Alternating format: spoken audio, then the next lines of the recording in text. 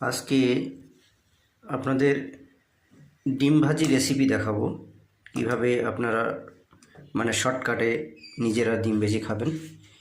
এখানে ডিম দেওয়া আছে, মরিচ দেওয়া আছে, পেঁয়াজ দেওয়া আছে এবং আরেকটা কী যেন, পেঁয়াজ, মরিচ ও লবণ দেওয়া আছে, প্লাস পাশাপাশি অল্প একটু হলুদের গুঁড়া দিয়েছি এখানে। এইটা আমার কড়াইটা একটু পানি দিয়ে ধোয়া হয়েছে, আমি জ্বালিয়ে দিলাম। একটু স্লো করে দিতে হবে। তো আপনারা দেখে থাকেন যে কীভাবে ডিম ভাজি করা হয়। অনেকেই ডিম ভাজি জানে না, যারা জানে না তাদের জন্য এটা, আর যারা জানে তাদের জন্য না। যেহেতু ডিম ভাজি আসলে বড় আকারে কোনো রান্না না, এটা এখানে আমার তেল আছে, আমি তেলটা দিয়ে দেব। কড়াইটা একটু শুকাই গেলে, না হলে এখন দিলে আপনার পানি যদি দেওয়া হয়, তেলটা দেওয়া হয়, পানির ভিতরে একটু উঠবে আর কি, গায়ে লেগে যাবে। তো এখন দেওয়া যায় তেলটা।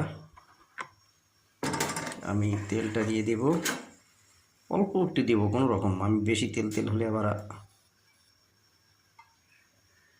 Enough is enough.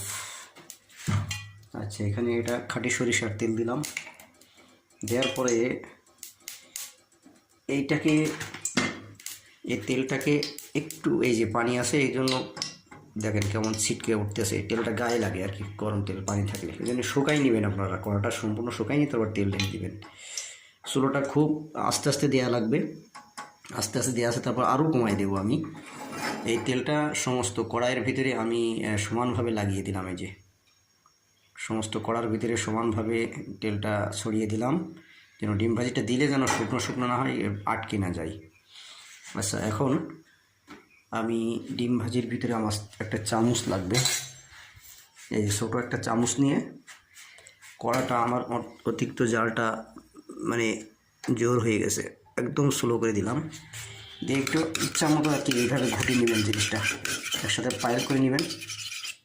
এখানে আগেই বলেছি যে লবণ আছে, কাঁচামরিচ আছে, পেঁয়াজ কুচি আছে, তারপর অল্প একটু হলুদের গুঁড়া দিচ্ছি, কেন দিলে আপনার একটু কালারটা অন্যরকম আসে, একটা ফ্লেভার আসে, পাশাপাশি আপনার ডিমের যে গন্ধটা, ওইটা কিছুটা নিষ্ক্রিয় হয়ে যায়, ভালো লাগে আর কি।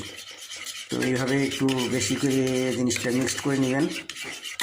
এই যে এখন এর উপরে আমি আপনাদের দেখাই, এই যে এইটা ফাইনালি কড়ার উপরে দিয়ে দিলাম।